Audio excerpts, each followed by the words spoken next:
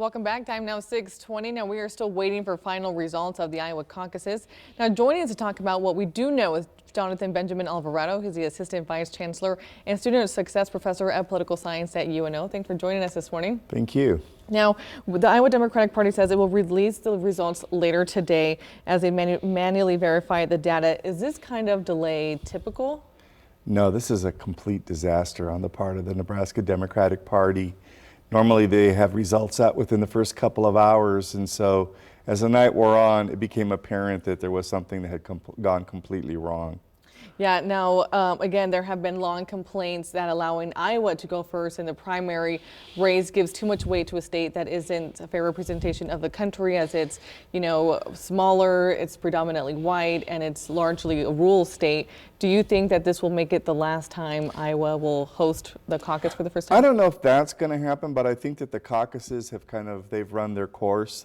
This is the third time in a row where they've had significant issues in terms of validating the count and the results, and I think that they're going to have to seriously rethink that. Now, what kind of burden does this put on the candidates? Having to weigh, a lot of them are already headed to New Hampshire. What kind of, does this? Well, this actually sucks the oxygen out of the room for candidates like Buttigieg and perhaps Klobuchar if they did exceedingly well last night. We're not going to know till later, and so in politics, a lot of it is theater. And so if they would have had that opportunity to stand on stage and declare themselves the winner, that would have helped really kind of motivate their campaign.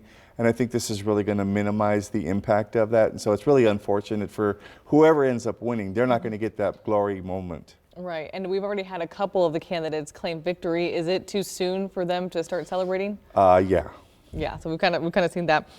Now, based on what the final results in Iowa are, when we do get them, do you think that a lot of the candidates will start dropping out pretty quickly? At this point, I don't see that happening because of the way this transpired.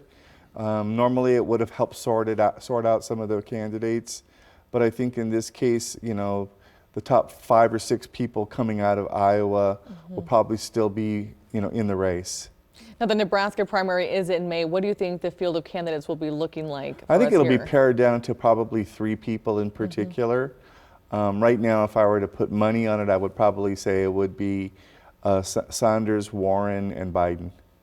Now again, you said you were watching the results, waiting for the results to come in last night, 10:30, 1:30. Again, do you have kind of an idea what that will look like today as they do get the results? I have no idea whatsoever because just the little snapshots that we were getting in the media last night were all over the place.